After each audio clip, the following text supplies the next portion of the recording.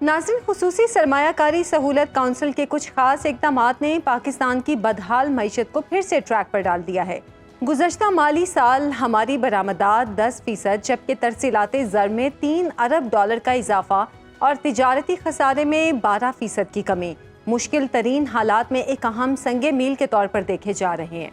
मुआशी नंबरों में सबसे अहम इंफॉर्मेशन टेक्नोलॉजी की बरामदात में 62% इजाफा है, जिसकी बड़ी वजह IT के सरमायाकारों को 35 की बजाय 50% सरमाया अकाउंट से निकलवाने की इजाज़त देना करार दिया जा रहा है। वन विंडो ऑपरेशन के आगाज़, पॉलिसीज़ में तसलसल और 460 अरब का रिकॉर्ड टैक्स रिफंड ऐसे इक़दामात हैं जिनके सबब सरमायाकारों का एतमाद बहाल हुआ। नतीजतन शेयर मार्केट 80,000 पॉइंट्स की तारीखी बुलंदी पर पहुंची। लेकिन इस सब के बावजूद अभी बहुत कुछ ऐसा है जिसको बदलने की ज़रूरत है। अस्सलाम वालेकुम, मैं हूं आयशा जुल्फ़िकार और आप देख रहे हैं प्रोग्राम पासबान इस्लाम। गुज़श्ता दिनों वफाकी वज़ीर मनसूबाबंदी और तरक्की एहसन इकबाल की ज़ेर सदारत SIFC की एग्जीक्यूटिव कमेटी का इजलास हुआ। इजलास में SIFC के ज़ेर एहतमाम अहम मंसूबों और पॉलिसी सतह के इक़दामात पर पेशरफ्त रिपोर्ट पेश की गई। कमेटी ने FBR की तश्कील नौ और डिजिटलाइजेशन में खातिर ख्वाह पेशरफ्त ना होने पर आदम इत्मीनान का इजहार किया। इस्लामाबाद से देखिए head of defence desk Mohammad Imran की रिपोर्ट। SIFC की एग्जीक्यूटिव कमेटी का अहम इजलास, मुख्तलिफ शोबों में पेशरफ्त का जायजा, FBR को इस्लाहाती एजेंडे पर काम तेज करने के साथ स्टेट बैंक को भी अहम हदायत जारी।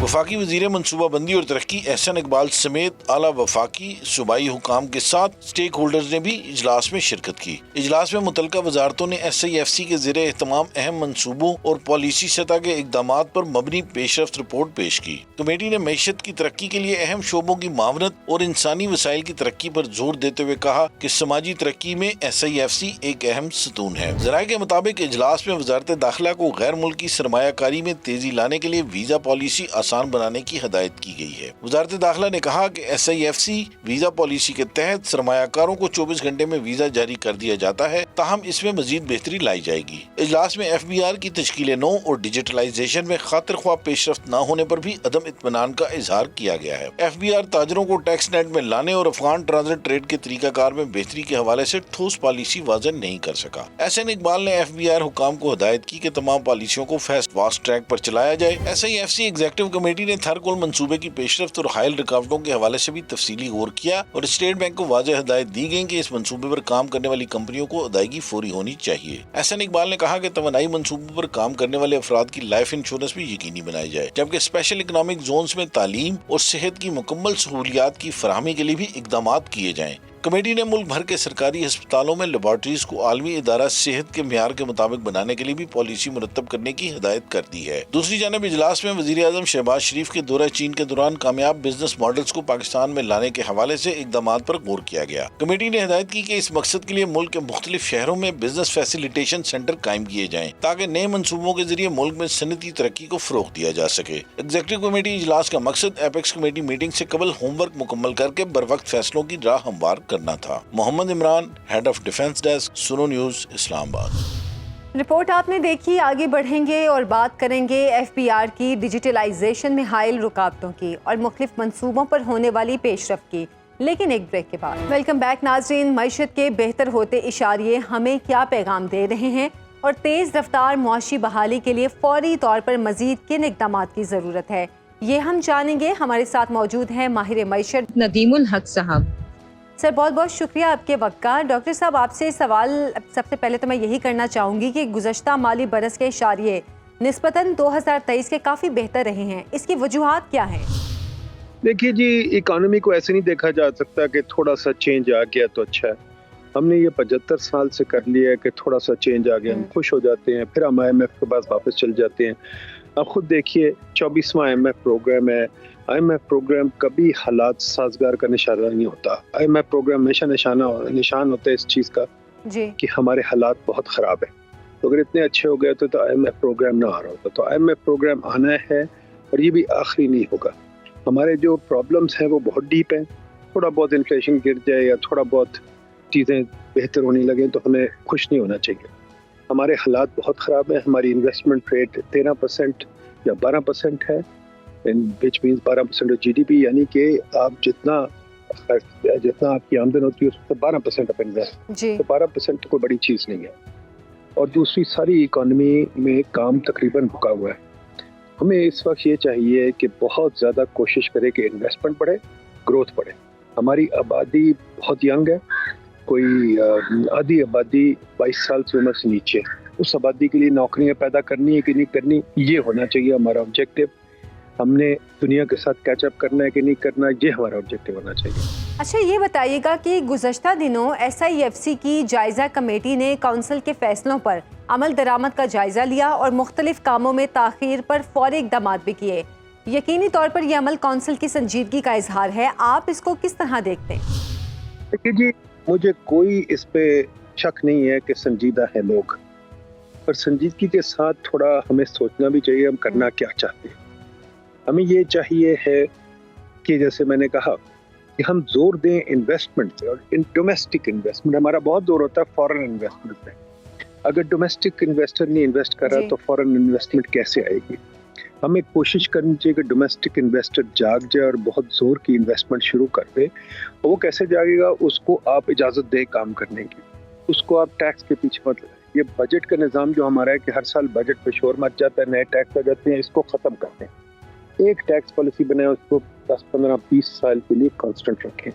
ٹیکس جو آتا ہے وہ آتا ہے اگر گروتھ ہو رہی ہو. اگر لوگ ترقی کریں تو وہ ٹیکس دینا پسند کرتے ہیں، اگر لوگ ترقی جی. نہ کریں تو وہ ٹیکس دینا پسند نہیں کرتے. لوگوں کو کاروبار کرنے دیں. ہم نے بہت زیادہ لکھا ہے فائد میں کہ ڈی ریگولیشن کریں، یعنی کہ ہم نے بہت نظام بنایا ہوا پرمیشنز کا، NOCs کا، اس کو ختم کر دے، ایک جھٹکے سے ختم کر دے.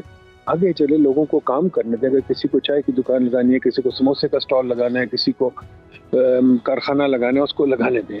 پوچھ گچھ کا نظام چھوڑ دیں اور انسپیکٹرز کا نظام چھوڑ دیں. یہ بہت تنگ کر رہا ہے، یہ لوگوں کو کام نہیں کرنے دے رہا. یہ نظام آپ چھوڑیں گے، لوگ انویسٹ کریں گے. یہ جو پرمیشنز کا نظام ہے کہ آپ بلڈنگ نہیں بننے دیتے، 4 5 سال لگتے ہیں بلڈنگ بننے پہ، لوگوں کو فلیٹس بنانے دیں، پلاٹوں کا نظام ختم کریں. تو یہ بہت ساری چیزیں کرنے والی ہیں جو کہ ہمیں بڑا سوچ کے سنجیدگی سے کرنا چاہیے. اور جو ایک آفیشل ڈم کا پلندہ بن چکا ہے جو چیزوں کو روکتا رہتا ہے، اس کو آپ کو ختم کرنا پڑے گا. اچھا FPR میں اصلاحات میں تاخیر اور ڈیجیٹلائزیشن نہ ہونا لمحہ فکریہ ہے، حالانکہ SIFC نے اس حوالے سے باقاعدہ پلان بھی دیا ہوا ہے. آپ کے نزدیک یہ تاخیر محکمے کے کرتا دھرتاؤں کی جانب سے دانستہ ہے یا اس کی کوئی ٹیکنیکل وجہ ہے؟ دیکھیے جی، دنیا جہان میں دیکھا گیا ہے کہ جو انکمبنٹس ہوتے ہیں، جو بیٹھے ہوتے ہیں ایک پوزیشن میں، وہ چینج نہیں لانا چاہتے. وہ چینج ان کے اوپر بہت سختی سے لانا پڑتا ہے. وہ خود کبھی چینج نہیں لاتے.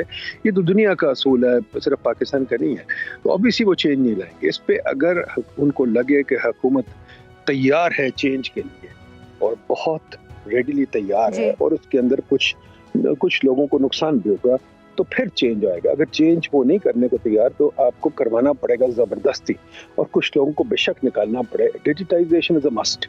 پرال بنا ہوا ہے آج سے 30 سال پہلے. پرال کو چلنا چاہیے، پرال کو ڈیجیٹائز کرنا چاہیے. ہم سب کے پاس ڈیجیٹل ٹیکنالوجی ہونی چاہیے. ہر دکان میں پوائنٹ آف سیل لگا ہونا چاہیے.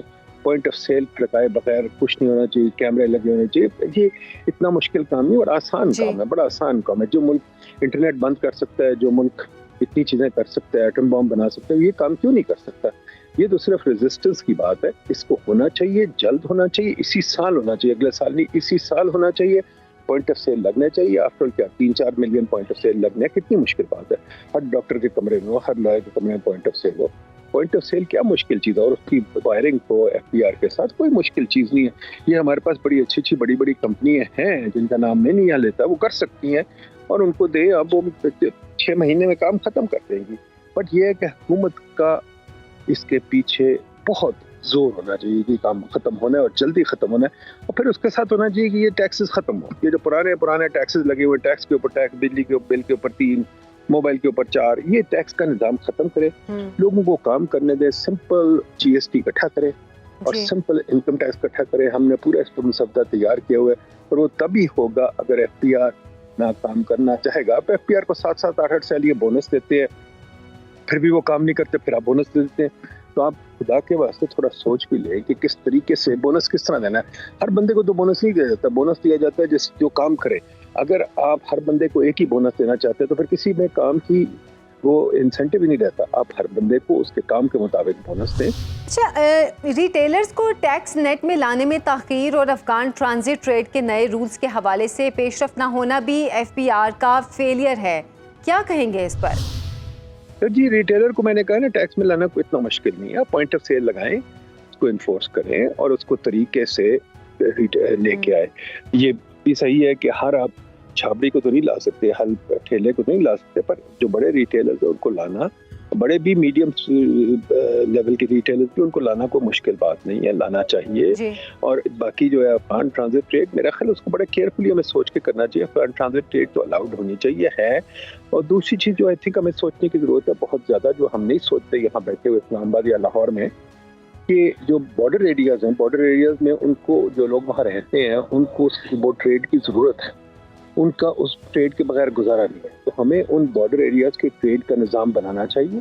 ان کو وہاں ان کی پرانی ٹریڈنگ روٹس ہیں, ہزاروں سال پرانی ٹریڈنگ روٹس ہیں, وہ بار بار وہاں ٹریڈ کرتے ہیں اور وہ ان کی فیملیز بھی وہاں ہیں, وہ ٹریڈ کریں گے, ان کو کرنے دیں آپ, اور ایک نظام بنائیں.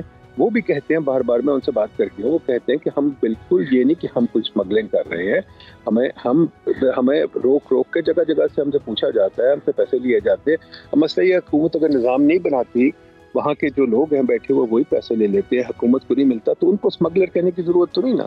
آپ ملک تو نہیں توڑنا چاہتے ان کو اسمگلر کہہ کے. آپ خدا کے واسطے ان کے مسئلے سمجھیں, ان سے سمجھوتے کریں. اسی طرح افغانستان سے بھی ٹرانزٹ ٹریڈ کو روکنے کے بجائے سمجھوتے کریں, سمجھیں, چیزیں کریں. اور ٹھیک ہے ہر ایریا میں کچھ نہ کچھ لیکیج ہوتا ہے, امریکہ میں بھی لیکیج ہوتا ہے, ہر جگہ ہوتا ہے. ہم لیکیج کو بہت شور مچا دیتے ہیں. یہ نہیں کہ لیکیج پاکستان میں زیادہ, یہ نہیں پاکستان میں زیادہ اسمگلنگ ہے, پاکستان میں زیادہ میل ایڈمنسٹریشن ہے, اسمگلنگ اور لیکیج کم ہے. ہمیں اس پہ غور کرنا ہے کہ جو ہمارے پاس چیزیں ہیں ان کو ہم استعمال نہیں کرتے, ہم بار بار گالیاں دیتے ہیں دوسروں کو. ریٹیلر بھی جو ہے وہ بیچارے ٹیکس دینے تو تیار ہے, پر ان کا نظام تو ٹھیک بنایا جائے نا. اگر ان کے ریفنڈ رک جائیں گے تو وہ تو پھر ختم ہو گیا, دیر آؤٹ آف بزنس. تو ریفنڈ کا جو نظام ہونا چاہیے وہ آٹومیٹک ہونا چاہیے, ڈیجیٹل ہونا چاہیے, اس میں کسی کا ہاتھ نہیں ہونا چاہیے, کسی کی چیکنگ نہیں ہونی چاہیے, سمپل مشین کا کام ہونا چاہیے, ڈیجیٹل کام ہونا چاہیے. اچھا یہ بتائیے گا کہ بیرونی سرمایہ کاری کے حوالے سے ہمیں بروقت ادائیگیوں کا مسئلہ بھی درپیش ہے, جیسے تھرکل پروجیکٹ پر S I F C committee کی اسٹیٹ بینک کو فوری ادائیگی کی ہدایات دینی پڑیں. اسی طرح چینی آئی پی پیز کو 450 ارب کی ادائیگیوں میں بھی مسائل ہیں. آپ کے نزدیک یہ مسئلہ ایس آئی ایف سی کے عزم کو کس طرح متاثر کر رہا ہے؟ دیکھیے جی, ایک میں نے بار بار کہہ رہا ہوں کہ اکانومی جو ہوتی ہے وہ ایک نظام ہے. اکانومی نہ پیسہ ہے نہ کچھ, ایک نظام ہے. اگر نظام چلے گا, ٹرسٹ آئے گا. ٹرسٹ بہت ضروری ہے اکانومی میں. جو آپ کی ساری اسٹاک مارکیٹ ہے, آپ کی مانیٹری پالیسی, آپ کی fiscal policy, every thing works on trust. اگر آپ ٹرسٹ ختم کر دیتے ہیں تو پھر آپ کا سارا نظام بیٹھ جاتا ہے. تو ہمیں نظام ایسا بنانا چاہیے جہاں سب چیزیں آٹومیٹکلی ہوں, جہاں حکومت کا حصہ ہی بیچ میں نہیں ہونا چاہیے, حکومت کا کام ہی کوئی نہیں ہونا چاہیے, ہر چیز خود ہی چل رہی ہو. اگر کسی نے انویسٹمنٹ کی ہے تو اس کے پیسے واپس کرنا تو اسلامی ہمارا حق بھی ہے. ہمیں سکھایا گیا ہے قرضہ واپس کرو یا اس کا حق اس کو دو. تو یہ تو کوئی بری بات نہیں ہے, ہمیں کرنا چاہیے, اس کا نظام بنانا چاہیے. مسئلہ یہ ہے کہ حکومت بار بار جب نظام بنتا ہے اس کے اندر خود ہی ٹانگ اڑا دیتی ہے. اب ٹانگ اڑانا بند کریں اور ایک نظام کو چلنے دیں. صرف اس کا یہ مسئلہ ہے کہ اگر وہ پیسے جائیں گے تو ایکسچینج ریٹ تھوڑی ایڈجسٹ ہوگی. آئی ایم ایف بھی کہتا ہے کہ ایکسچینج ریٹ مارکیٹ ڈیٹرمنڈ ہونی چاہیے, ہم بھی کہتے ہیں مارکیٹ ڈیٹرمنڈ ہونی چاہیے. ہمارا پچھلے 75 سال سے مسئلہ یہی رہا ہے. 1948 میں ہم نے ایکسچینج ریٹ ایڈجسٹ نہیں کی جب انڈیا نے کی تھی. ہم ایکسچینج ریٹ کو سمجھتے ہی نہیں, نہ سمجھنا چاہتے ہیں. ایکسچینج ریٹ بے شک ایڈجسٹ ہو جائے, پر ہماری ملک کا ٹرسٹ نہیں ختم ہونا چاہیے, سسٹم نہیں ختم ہونا چاہیے. اگر آپ ٹرسٹ اور سسٹم کو بنائیں گے تو چیزیں بنے گی. اگر آپ کا نظام نہیں بنے گا اور آپ کا ٹرسٹ نہیں بنے گا, آپ کا بھروسہ نہیں ہوگا اور ہر چیز حکم پہ چلے گا, تو پھر آئی ایم افریڈ اکانومی نہیں بنتی. کیونکہ اکانومی بنتی ہے جب کہ حکمرانوں کا رول نہ ہو اور میں اور آپ ایک دوسرے سے بھروسہ کر کے کام کریں. اکانومی جو ہے, اگر آپ اور میں کوئی کاروبار کرتے ہیں تو اکانومی بڑھتی ہے, اور وہ آپ اور میں کاروبار کرتے ہیں اس لیے کیونکہ ہم لوگ خود ایک دوسرے کو ٹرسٹ کرتے ہیں. ہاں پیچھے ایک سسٹم ہوتا ہے جو ٹرسٹ کو انفورس کرتا ہے کہ آپ مجھے مار نہ سکے, میرے پاس پراپرٹی رائٹس ہوں, ڈسپیوٹ ریزولوشن ہو. ہمارے پاس ڈسپیوٹ ریزولوشن بھی نہیں, ججز کورٹس میں کیسز 20-30 سال روک دیتے ہیں. ہمیں یہ سسٹم بنانے کی ضرورت ہے بجائے اس کے کہ ہم صرف پیسے کی طرف دیکھیں. اب خدا کے واسطے 75 سال ہو گئے, سسٹم تو بنا لیں. بہت بہت شکریہ آپ کے وقت کا. ناظرین, اسٹاک مارکیٹ کا 80,000 پوائنٹس کا سنگ میل عبور کرنا اور 460 ارب روپے کے ٹیکس ریفنڈ کو لاہور کی کاروباری برادری کیسے دیکھتی ہے, اس پر بات کریں گے چیمبر آف کامرس کے صدر جناب کاشف انور سے. کاشف انور صاحب، بہت شکریہ آپ کے وقت کا. آپ سے پہلا سوال پاکستان سٹاک ایکسچینج کے حالیہ بوم کا ہے. پاکستان سٹاک ایکسچینج 80,000 پوائنٹس کی لائن عبور کر گیا. آپ کے نزدیک کیا یہ ایک لہر ہے یا پھر کچھ ٹھوس حکومتی اقدامات کا نتیجہ؟ دیکھیں، اس بات کو اپریشیٹ کرنا چاہیے کہ ہمارا جو انڈیکس ہے وہ 80,000 پوائنٹس کے اوپر گیا ہے، لیکن اور اس میں ضرور گورنمنٹ کی کوئی کاوشیں بھی ہوں گی، لیکن اس میں میں یہ سمجھتا ہوں کہ جس طرح سے ٹھوس اقدامات ہونے چاہیے وہ حکومت کو آگے بھی دیکھنا ہوگا، اور جس طرح سے ٹیکس پالیسیز آئی ہیں اور جس طرح سے ایکسپورٹ سیکٹر کے اوپر ہم نے ٹیکسیشن کو لگائی ہے، تو میں یہ نہیں سمجھتا کہ یہ اسی طرح سے یہ کنٹینیو ٹرینڈ رہے گا. تو جب تک ہم اپنی پالیسیز کو اس میں کنسسٹنسی اور کنٹینیوٹی نہیں لائیں گے، یہ ٹرینڈز اس طرح سے کنٹینیو نہیں رہیں گے. لیکن آن دا ادر ہینڈ یہ جو بھی 80,000 انڈیکس کا جو گیا ہے امپریشن انٹرنیشنل مارکیٹ میں اچھا امپریشن گیا ہے، اور اسے ہمیں کام کرنا چاہیے، اس پہ کام کرنا چاہیے، اسے یہاں پر ہی مستحکم رہنا چاہیے، بلکہ اسے امپروو کرنا چاہیے. لیکن یہ جو ہمارا انڈیکس ہے یہ کچھ انڈسٹریز کو ریپرزینٹ کر رہا ہوتا ہے، تو ہمیں اس بات کو بھی دیکھنا ہے کہ جو انڈسٹری اسٹاک مارکیٹ میں آپ کی لسٹڈ نہیں ہیں ان کے ساتھ کیا ہو رہا ہے اور کیا وہ کس طرح سے پرفارم کریں گی. however یہ اچھا ایک امپریشن ہے جو یہ 80,000 کو اس نے کراس کیا ہے. اچھا کاشف صاحب، اس سال ریکارڈ 460 ارب کا ٹیکس ریفنڈ کیا گیا. یہ اقدام یقینی طور پر سرمایہ کاروں کے اعتماد کی بحالی میں بنیادی کردار ادا کرے گا. آپ اس کے مزید کیا اثرات دیکھ رہے ہیں؟ ہم تو اس بات کے حق میں ہیں کہ آپ ڈاکومنٹیشن کی جانی چاہیے لیکن ود ہولڈنگ نہیں کی جانی چاہیے. اور اگر آپ ود ہولڈنگ کریں گے تو بینک سے اگر ہم نے 24-25% پہ مارک اپ پہ لے کر اور ہم نے اسٹیٹ کو دے دینا ہے اور پھر ہم نے اسٹیٹ سے لینا ہے، تو ود ہولڈنگ کے ریٹس تو کم از کم ہونے چاہیے تاکہ ریفنڈز بنے ہی نہ. اور ایسی پالیسیز اگر ہم ایکسپورٹ سیکٹر کو بھی ہم پروموٹ کرنا چاہتے ہیں اور ایکسپورٹ سیکٹر کو ہم اگر انکریج کرنا چاہتے ہیں تو ہمیں ریفنڈز کی طرف جانا ہی نہیں چاہیے. ہمیں ایسی پالیسیز ڈیوائز دینی چاہیے کہ ان کا ریفنڈ کم از کم بنے تاکہ انہیں لے کر اسٹیٹ بینک سے لے کر دوبارہ ڈپارٹمنٹ کے پاس اور پھر پری آڈٹس اور پوسٹ ریفنڈ آڈٹس اس میں ان کمپلیکیشنز میں نہ جانا پڑے. لیکن اگر گورنمنٹ نے یہ دیے ہیں تو یہ اچھی بات ہے، لیکن ہمیں اس کو کم از کم کرنا چاہیے تاکہ انڈسٹری پروموٹ ہو اور اس پہ جو ایکسٹرا برڈنز ہیں کاسٹ آف ڈوئنگ بزنس کے وہ بھی نہ پڑے. کیا آپ سمجھتے ہیں کہ SIFC کی مانیٹرنگ سے معاشی پالیسیز میں تسلسل کا احساس بڑھ رہا ہے؟ دیکھیں، SIFC بالکل کام کر رہا ہے کہ آپ اپنے جو ہمارے فارن انویسٹرز ہیں اور جتنے بھی اسلامی دوست ممالک ہیں وہ اس ملک کے اندر آ کے انویسٹمنٹ کریں. لیکن یہ بہت ضروری ہے کہ ہم اپنی لوکل انویسٹمنٹ کو ضرور یہاں پر انویسٹمنٹ کے لیے راغب کریں. اور ہمارے جتنے ڈپلومیٹس ہیں دوسرے ممالک کے پاکستان کے اندر، انہیں ہمارے حالات کا بھی بہت اچھی طرح سے علم ہے اور وہ یہ جانتے ہیں کہ اس ملک سے آپ کا local investor because of the policies of the various departments and the government وہ یہ ملک چھوڑ کے جا رہا ہے. اور آپ کی انویسٹمنٹ بنگلہ دیش اور دبئی میں ہو رہی ہے. اور برین ڈرین کا جو مسئلہ ہے کہ آپ کے بچوں کو اس وقت اور آپ ہماری بزنس کمیونٹی کو امبیسیز ٹائم نہیں دے رہی اور ویزے گرانٹ نہیں کر رہی، تو SIFC کو یہ چاہیے کہ لوکل انویسٹرز کے ساتھ اور سٹیک ہولڈرز کے ایشوز کو بھی ضرور آن بورڈ لیں تاکہ ہمارے ملک کے اندر جو لوکل انویسٹر ہے اس کا انٹرسٹ یہاں پر بحال رہے اور ایسی پالیسیز یہاں پر بنے اور ڈپارٹمنٹس ایسی پالیسیز امپلیمنٹ کریں جس سے لوکل انویسٹر کے لیے فیسیلیٹیشن ہو اور لوکل انویسٹر جو ہے وہ یہاں پر بینیفٹس اور اپنے پروفٹس کو کما سکے. اگر ہم لوکل انویسٹر کو محفوظ کریں گے اس کی انویسٹمنٹ کو، تو میں سمجھتا ہوں کہ جو فورن انویسٹر ہے وہ بھی اس ملک کے اندر آئے گا اور فورن انویسٹر کی جو انویسٹمنٹ ہے اس نے ہماری لوکل انویسٹمنٹ کو پروموٹ کرنا ہے، بوسٹ کرنا ہے. اچھا، آپ کے نزدیک روپے کی قیمت میں مسلسل استحکام اور شرح سود میں 1.5% کمی کے ملکی معیشت پر کیا اثرات مرتب ہو رہے ہیں؟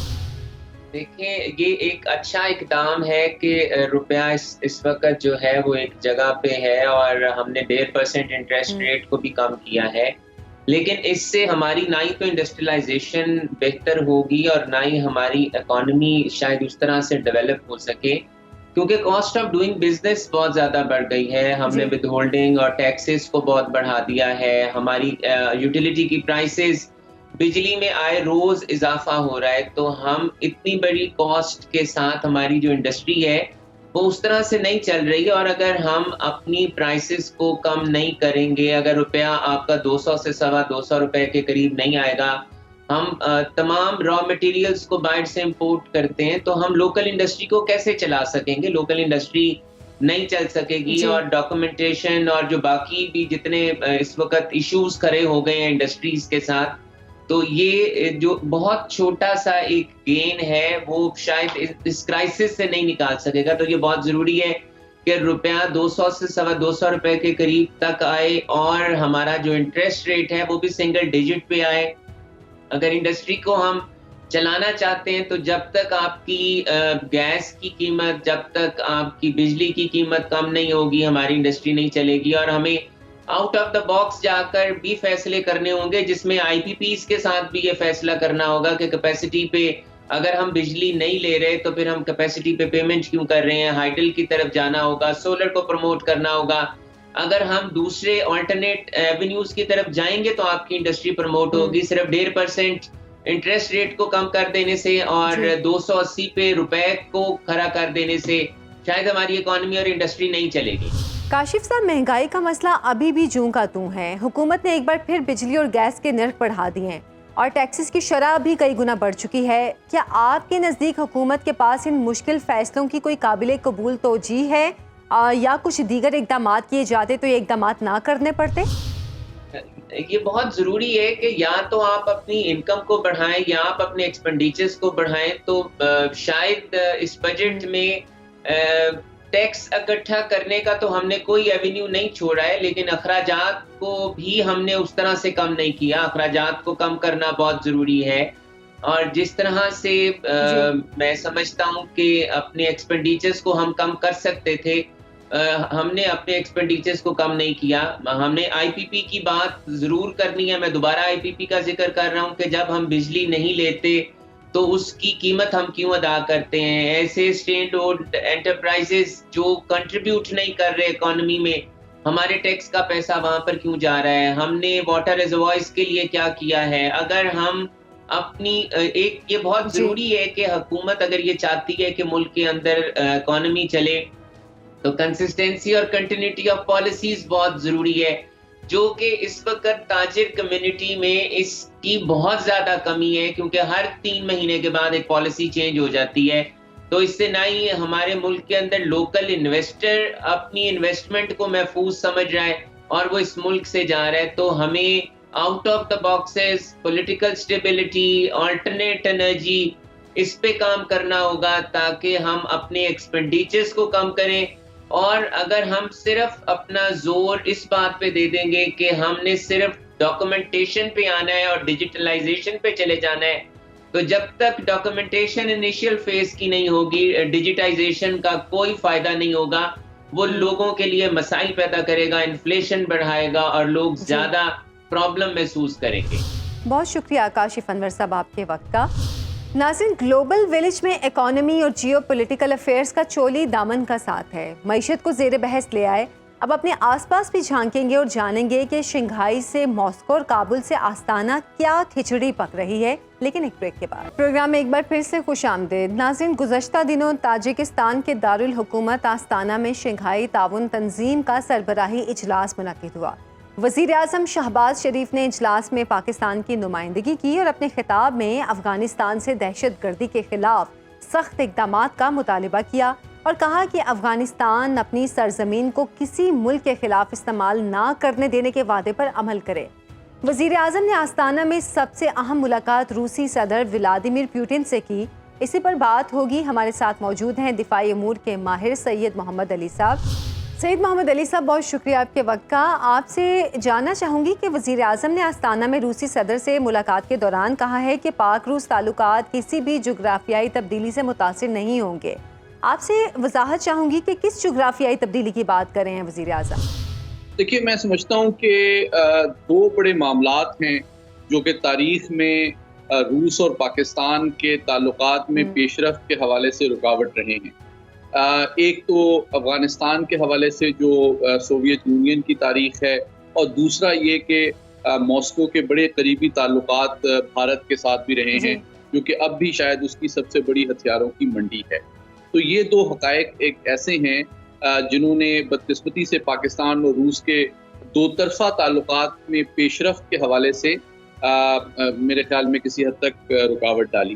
لیکن اب وزیر اعظم کی جانب سے یہ کہنا اور خود صدر پوٹن کا بھی پاکستان اور روس کے تعلقات میں بہتری کو ویلکم کرنا اس بات کا ثبوت ہے کہ جو روس ہے وہ اب پاکستان کو افغانستان یا امریکی لینس سے نہیں دیکھتا، بھارت کے لینس سے نہیں دیکھتا، بلکہ وہ یہ سمجھتا ہے کہ پاکستان دنیا کا اور اس خطے کا ایک اہم ملک ہے جس کے ساتھ دوستانہ اور قریبی تعلقات روس کے اپنے فائدے میں ہیں، اور مشترکہ مفادات خصوصاً دہشت گردی، ڈرگ ٹریفکنگ اور اس طرح کے جو دیگر اس علاقے میں مسائل ہیں ان پہ قابو پانے میں روس پاکستان سے تعاون کا بھی خواہاں ہے، اور پاکستان کی ترقی، خوشحالی اور شاید انرجی سیکیورٹی کے حوالے سے بھی تعاون کو مزید فروغ دیا جا سکے۔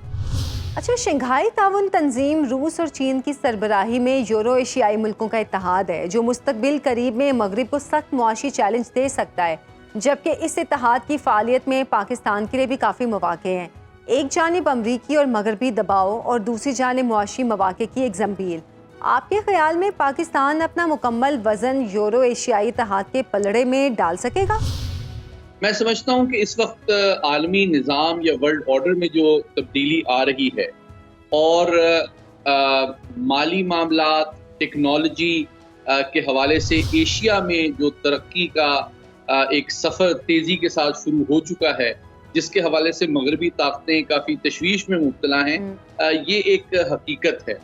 اور میں سمجھتا ہوں پاکستان کی جو موجودہ خارجہ پالیسی ہے وہ انتہائی احتیاط اور دانش بینی کے اوپر مبنی ہے، جس میں ہم کسی ایک بڑی طاقت کے ساتھ ایک کلوز الائنس میں جا کے دوسرے کے ساتھ جو تعاون کے اور پاکستانی معاشی اور سلامتی کے حوالے سے توقعات ہیں ان کے پورا ہونے میں جو مسائل پیدا ہو سکتے ہیں، ان دونوں کو بیک وقت ہم اوائڈ کرنا چاہتے ہیں۔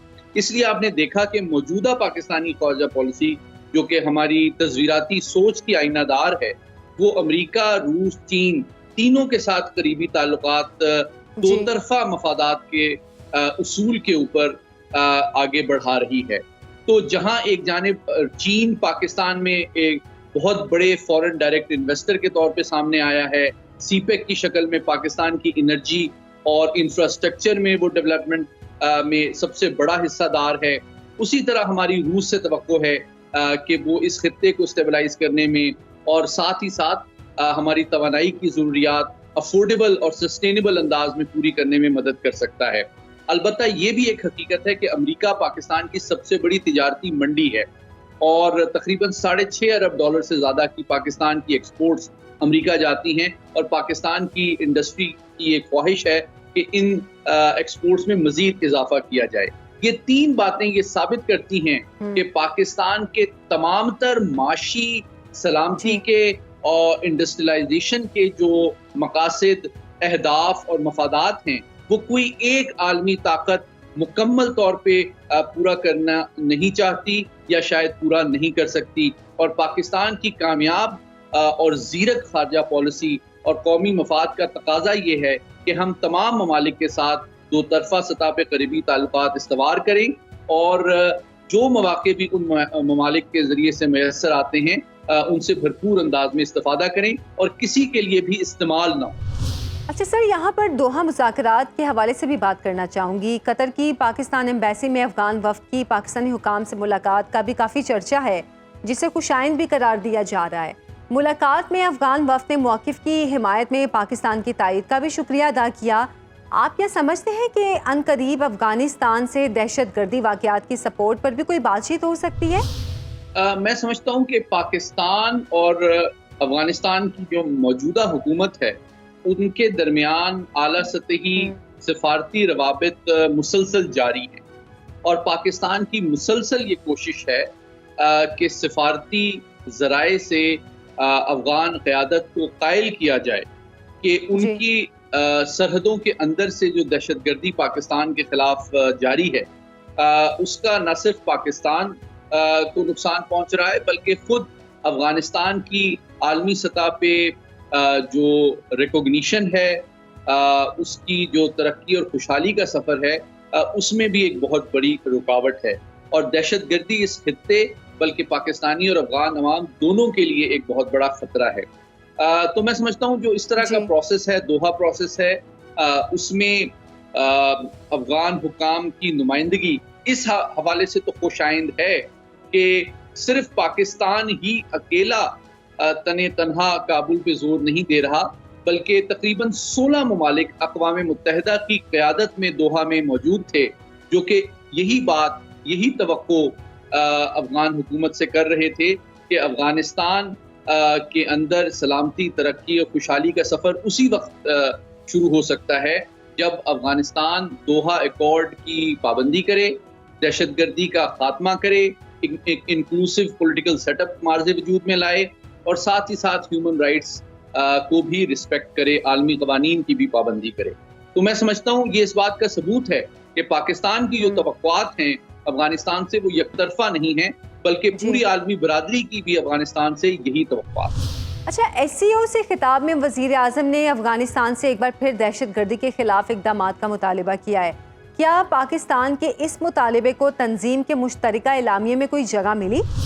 میں سمجھتا ہوں کہ پاکستان کی سیاسی قیادت نے ایس سی او جیسے بڑے، اہم اور ابھرتے ہوئے فورم کے اوپر افغانستان کے معاملے کو اٹھایا، اور ان تمام ممالک جو کہ شنگھائی کوآپریشن آرگنائزیشن کے رکن ہیں یا بننا چاہتے ہیں، ان کو یاد دہانی کرائی کہ اس خطے میں، ایشیا میں سلامتی اور استحکام کے لیے افغانستان سے دہشت گردی کا خاتمہ ضروری ہے، اور ساتھ ہی ساتھ لیکن افغانستان کے ساتھ عالمی طاقتوں کو روابط بھی بڑھانے کی ضرورت ہے۔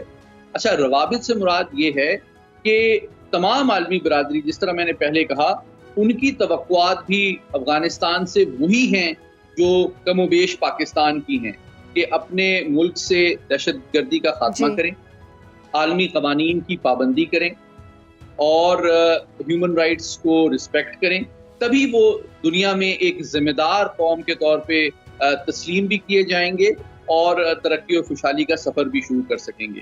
تو میں سمجھتا ہوں جہاں ایک جانب دوحہ پروسیس میں 16 ممالک کی نمائندگی تھی، اقوام متحدہ کی نمائندگی تھی، اسی طرح ایک بڑے پیمانے پہ دنیا کی اہم طاقتیں جو ہیں وہ ایس سی او میں کے اجلاس میں استانا میں موجود تھیں، اور افغانستان کے حوالے سے میں سمجھتا ہوں کہ پاکستان کے وزیر اعظم کی روسی صدر پیوٹن سے بھی ملاقات ہوئی، اور بھی کئی اہم جو وسطی ایشیا کے ممالک کی قیادت ہیں ان سے بھی بات چیت ہوئی، کیونکہ اس خطے کے تمام ممالک یہ چاہتے ہیں کہ افغانستان سے دہشت گردی کا خاتمہ ہو۔ سید محمد علی صاحب، وزیر اعظم نے آستانہ میں چین، تاجکستان اور افغانستان راہداری کا حصہ بننے کی خواہش کا بھی اظہار کیا ہے۔ یہ خواہش عمل میں ڈھلنے کے کتنے امکانات ہیں؟ جی بالکل، میں سمجھتا ہوں کہ پاکستان کی سیاسی اور فوجی قیادت میں یہ دانش مندی پائی جاتی ہے کہ وہ جانتے ہیں کہ بی آر آئی اور سی پیک پاکستان کی ترقی و خوشحالی کے لیے ایک گیم چینجر کی حیثیت رکھتا ہے، لیکن اس کے علاوہ بھی کئی کوریڈور جو ہیں وہ سینٹرل ایشیا میں ایمرج کر رہے ہیں، اور پاکستان کی کوشش بھی ہے اور خواہش بھی ہے کہ اور بھی جو اس طرح کے کئی منصوبے سامنے آ رہے ہیں ان میں بھی پاکستان اپنا کردار بھی ادا کرے، پارٹیسپیٹ بھی کرے، اور ساتھ ہی ساتھ اپنی ترقی اور خوشحالی کے مزید مواقع تلاش کرے۔ تو میں سمجھتا ہوں سینٹرل ایشیا میں بھی کئی ایسے کوریڈور سامنے آ رہے ہیں، روس کے حوالے سے بھی، چین کے حوالے سے، ترکی کے حوالے سے، جو کہ بہت اس خطے کی مجموعی ترقی اور خوشحالی کے لیے نئے مواقع سامنے ظہور پذیر ہو رہے ہیں، اور یقینی طور پہ پاکستان کی کوشش ہے کہ ان تمام مواقع کو ایکسپلور کیا جائے تاکہ پاکستان کی ترقی، خوشحالی، معاشی معاملات اور ایکسپورٹس میں اضافے کی جو کوششیں ہیں وہ جلد از جلد بارآور ثابت ہو سکیں۔ اچھا، کاسا 1000 اگلے سال مکمل ہونے جا رہا ہے، کیا منصوبے سے پاکستان کو حاصل ہونے والی بجلی ہماری پاور پیمنٹس کے دباؤ کو کم کر سکے گی؟ کاسا 1000 ایک پرانا لیکن ایک بہت اہم منصوبہ 3 اعتبار سے ہے. ایک تو یہ کہ یہ کاسا سے مراد یہ ہے کہ سینٹرل ایشیا ساؤتھ ایشیا، یعنی کہ یہ وہ توانائی کا منصوبہ ہے جو کہ جنوبی ایشیا کی انرجی کی مارکیٹ کو سینٹرل ایشیا کے توانائی کے ذخائر سے منسلک کرتا ہے. اس کے ذریعے سے توانائی کی ایک انٹر ڈیپینڈنس اور دیر پا رابطے سینٹرل ایشیا کے جنوبی ایشیا سے قائم ہو سکتے ہیں، جس کے نتیجے میں نہ صرف پاکستان کو چیپ سسٹینیبل توانائی میسر آئے گی، کیونکہ بنیادی طور پہ یہ ہائیڈل منصوبہ ہے، بلکہ تقریباً 1300 میگا واٹ کی جو بات ہو رہی ہے اس 1300 کلومیٹر لمبی ٹرانسمیشن لائن کے مکمل ہونے کے بعد کرغزستان، تاجکستان سے پاکستان تک یہ توانائی اسی وقت پہنچ سکے گی جب افغانستان میں بھی استحکام آئے گا، اور اس چیپ سسٹینیبل انرجی سے نہ صرف پاکستان بلکہ انشاءاللہ افغانستان کے عوام بھی فائدہ اٹھا سکیں گے. ایک اور بات جو اس حوالے سے بتانا بہت ضروری ہے کہ اس کی جو فائنینشیل ارینجمنٹ ہے کاسا 1000 کی، اس میں یو ایس ایڈ بھی شامل ہے، ورلڈ بینک بھی شامل ہے، اسلامک ڈیولپمنٹ بینک بھی شامل ہے، جو کہ اس بات کا ثبوت ہے کہ دنیا کے کئی مالیاتی ادارے اس علاقے میں نہ صرف ترقی و خوشحالی میں اپنا حصہ ڈالنا چاہتے ہیں بلکہ وہ پورا اعتماد ہیں کہ اس علاقے کی اور خطے کی ترقی سے وہ بھی فائدہ اٹھا سکتے ہیں. بہت بہت شکریہ سید محمد علی صاحب آپ کے وقت کا. آپریشن عزم استحکام افواہوں اور پروپیگنڈے کے باوجود اپنے آغاز کے قریب ہے. National action plan apex committee کے فیصلے کے مطابق وزیر اعظم شہباز شریف آپریشن عزم استحکام پر وسیع تر اتفاق پیدا کرنے کے لیے جلد آل پارٹیز کانفرنس بلانے کا ارادہ رکھتے ہیں. آل پارٹیز کانفرنس یقینی طور پر آپریشن پر قومی اتفاق رائے پیدا کرنے کا سبب ہوگی. فوج اور عوام کا اتفاق اور اتحاد انشاءاللہ پاکستان میں امن اور خوشحالی کا پیغام ثابت ہوگا. ملک میں پائیدار امن اور خوشحالی کی دعا کے ساتھ آپ سے اجازت چاہیں گے. بہت بہت شکریہ. پاکستان زندہ باد. پاک فوج پائندہ باد.